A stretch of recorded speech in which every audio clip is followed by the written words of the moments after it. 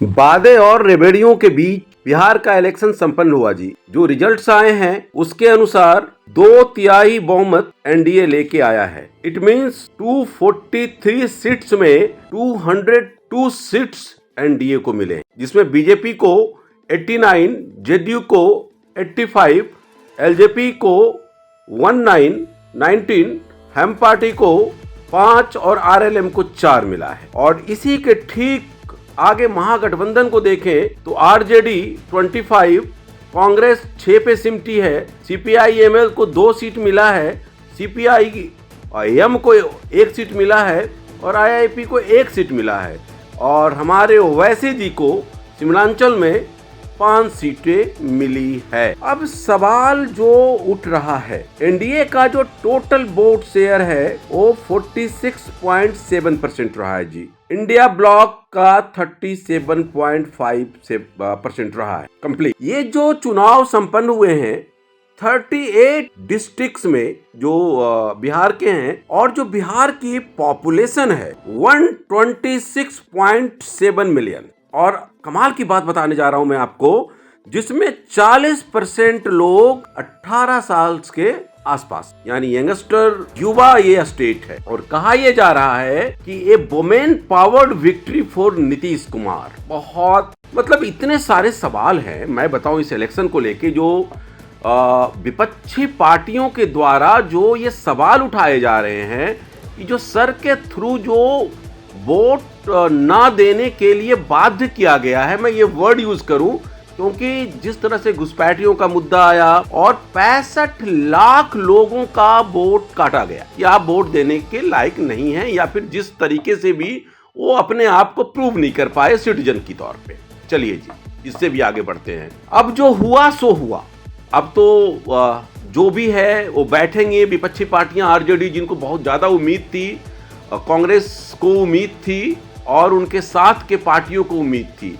कई पार्टियां तो ऐसी है जिन्होंने अपने आप हौकार इतना बड़ा बना रखा था। प्रशांत किशोर साहब की ओपनिंग तक नहीं हो पाई है। प्रशांत साहब, ये बिहार है, समझिए गलियों को, समझिए यहाँ के नीतियों को, समझिए यहाँ के कास्ट फैक्टर को, समझिए जो सत्ता में बैठे लोग हैं उनको भी। हमारे मल्लाह साहब के बेटे जिन्होंने कहा कि हम तो डिप्टी बन ही गए, समझ लीजिए हमें सीट दे दीजिए और हम डिप्टी सीएम बन गए, उनका भी खाता नहीं खुला है। बड़े ही मतलब ये कैसे पॉसिबल है, ये भी कमाल की बात है। ये बिहार में ही हो सकता है ऐसा, मेरा मानना है एज एनालिस्ट। अब देखिए कि बिहार में बदलाव आखिर हुआ क्या। अगर 2011 के तौर पे हम देखें, 2011 को अगर हम देखें तो उस समय की जो हालात थी, आज जो रेशियो है हमारे पास, जिसमें गरीबी रेखा का जो कंसर्न है पॉवर्टी लाइन का, वो है 33.76%। ये नीति आयोग का डाटा मैं बता रहा हूं आपको। और ये जो रेशियो था, ये 2021-22 का मैं बता रहा हूं आपको।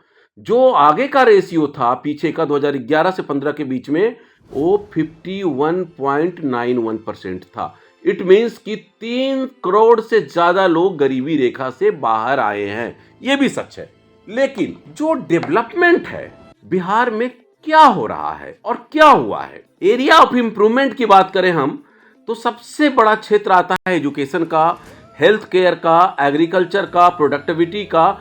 एक सबसे बड़ी बात बताऊं कि आप लोगों को, 80% लोग जो केवल जिनकी आय एग्रीकल्चर पे डिपेंड करती है बिहार में, जी हाँ, बिल्कुल सटीक आपको डेटा दे रहा हूं मैं, उनके लिए आखिर क्या किया गया है। एक नल जल योजना के अलावा इलेक्ट्रिसिटी के लिए थोड़ा सा प्रोसेस सुधार हुआ है 2021 के बाद, लेकिन बहुत काम करना बाकी है। इंफ्रास्ट्रक्चर, जो कैपिटल सिटी है, आपको एक बहुत बड़ी बात बताने जा रहा हूं। 10 टाउन है पटना में, लेकिन सबसे ज्यादा पॉपुलेटेड इंडिया के अलोंग देखें तो बिहार तीसरे नंबर पे आता है। इट मींस कि पॉपुलेटेड तरीके से लोग रह रहे हैं, घनी आबादी है। पटना सबसे पहले नंबर पे आता है जहां पे आबादी 2.6 मिलियन है। आप समझिए 2.46 मिलियन। इसके अलावा 9 जो टाउन है उसके बारे में तो आप नाम भी आपने नहीं सुना होगा। तो इस पे काम करने की जरूरत है, बहुत ही जरूरी है। अगर आपको इंफ्रास्ट्रक्चर बढ़ाना है, कैपिटल सिटी बढ़ाना है, एजुकेशन में सुधार करना है, मेडिकल हेल्थ केयर में सुधार करना है और कई क्षेत्र जो है एम्प्लॉयमेंट जो उनको सुधार करना है। तो इन सब चीजों पे आपको ध्यान देना होगा नीतीश जी, अगर आपको मुख्यमंत्री बनाया जाता है तो। अब बात आती है पॉलिटिकल। अगर बीजेपी, और जो सबसे बड़ी बात मैं भूल गया आपको बताना कि चिराग पासवान जी 20 से 22 सीट लेकर आज पहुंचे हुए हैं, उनका स्थान बहुत अहम है। और आपने सुना भी होगा कि हमारे माननीय प्रधानमंत्री जी ने फोन करके उनको बधाई दी है। ये कई चीजों को देती है जन्म कि इतना क्लोज चिराग पासवान जी हैं, तो क्या कोई खेला पॉसिबल है क्या मुख्यमंत्री जी के तौर पे। अब देखते हैं होता क्या है, क्या बीजेपी को मुख्यमंत्री मिलने जा रहा है या नीतीश जी फिर से रिपीट मारते हैं। क्योंकि नीतीश जी को तो बताया गया एक कमजोर कड़ी है, लेकिन टाइगर अभी जिंदा है, इन्होंने ये कर दिखाया है। एक बड़ी ही ह्यूमन डेवलपमेंट पे बात करने जा रहा हूं मैं। इंडेक्स जो है 0.527%, जो इंप्रूव्ड हुई है 0.636%। लेकिन जो लिविंग, जो सिविक सेंस है, जो living quality of living standard है, क्वालिटी ऑफ फूड है, क्वालिटी ऑफ मेडिसिन है, क्वालिटी ऑफ एजुकेशन है, इन सब का आज भी बिहार में अभाव है।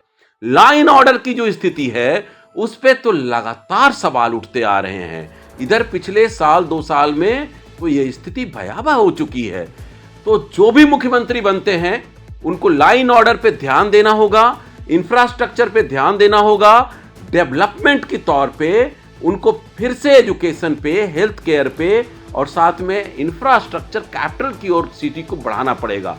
क्योंकि पॉपुलेशन अगर एक जगह चलती चली जाएगी, आपके पास रिसोर्सेज लिमिट है, टेरिटरी लिमिट है, इस पे काम करना ही पड़ेगा। अब प्लान पे आते हैं।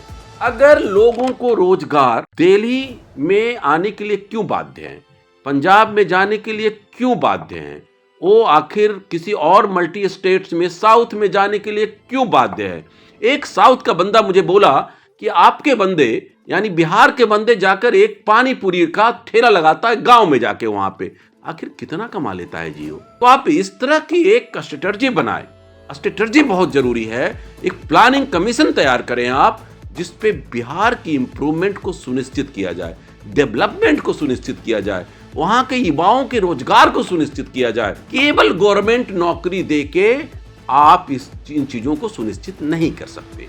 आपको स्टार्टअप खुलवाना होगा। जैसा कल बोला मोदी जी ने कि हम प्रण लेते हैं कि हम, आपने जो विश्वास दिखाया है हम कर दिखाएंगे। तो फिर करिए ना जी, इन्वेस्टमेंट लाइए ना जी, इस स्थिति से बिहार को निकालिए ना जी। बिहार आज भी अपना रोना रो रहा है, बस उनके पास लीडर की कमी है। उनके पास कोई मास लीडर नहीं है। उन्हें डर है उस अराजकता की, वो जाए तो जाए कहां। चलिए, इस वीडियो में आज यही, हम आगे एनालिसिस और भी लेके आ रहे हैं, लेकिन इन सब पॉइंट्स को जहां तक मेरी आवाज जा रही है उन नेताओं के कानों तक जो अपने अपने जो भी विधायक जीते हैं अपने क्षेत्रों में काम करें, प्लानिंग कमीशन के तौर पे काम हो और एक प्लान बनाया जाए, टाइम फ्रेम भी सुनिश्चित किया जाए।